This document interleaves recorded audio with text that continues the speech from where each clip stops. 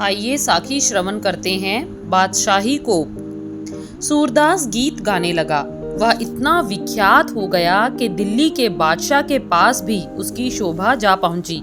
अपने अहलकारों द्वारा बादशाह ने सूरदास को अपने दरबार में बुला लिया।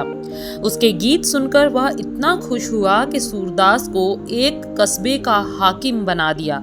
पर ईर्ष्या करने वालों ने बादशाह के पास चुगली करके फिर उसे बुला लिया और जेल में नजरबंद कर दिया। सूरदास जेल में रहता था। उसने जब जेल के दरोगा से पूछा कि तुम्हारा नाम क्या है, तो उसने कहा तिमर। यह सुनकर सूरदास बहुत हैरान हुआ।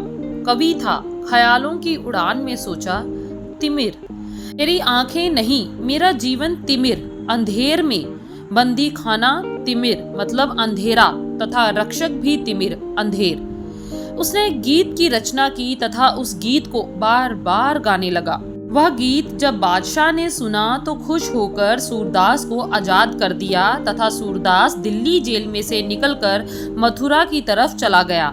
रास्ते में कुआं था, उसमें गिरा पर बच गया तथा मथुरा वृंदावन पहुंच गया। वहां भगवान कृष्ण का यश गाने लगा। अब श्रवण करते हैं सुर सागर की रचना। सूरदास भगवान श्री कृष्ण जी की नगरी में पहुंचा।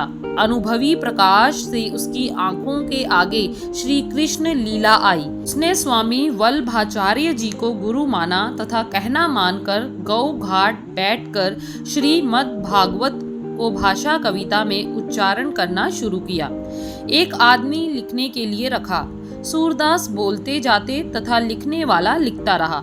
सूरदास जी ने 75,000 चरण लिखे थे कि आपका देहांत हो गया। सुर सागर आपकी एक अटल स्मृति है। आपकी वाणी का एक शब्द है, हर के संग बसे हर लोक, तन मन अर्प सरबस सब अर्प्यो, अनंद सहज धुन झोंक रहाओ, दर्शन पेख भय निर्बिखेई, पाए है सगले थोक, आन बसत स्यों काज न कछुए, सुंदर बदन आलोक, श्याम सुंदर तज आन जो चाहत, ज्यों कुष्टि तन जोक, सूरदास मन प्रभ हथ लीनो, दीनो एह परलोक। परमार्थ है, परमात्मा के भक्त परमात्मा के साथ ही रहते हैं। उन्होंने तो अपना सब कुछ हरि को अर्पण कर दिया है। वह सदा सहज प्यार तथा खुशी को अनुभव करते रहते हैं।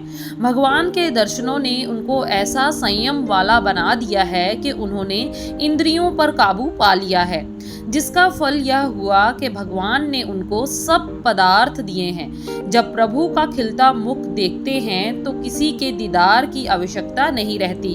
परमात्मा को छोड़कर जो लोग अन्य तरफ घूमते हैं वे अपने मन तन को नष्ट करते हैं। सूरदास जी कहते हैं, मैं तो उनका हूँ, वह मेरे हैं, भक्त प्रभु के हैं।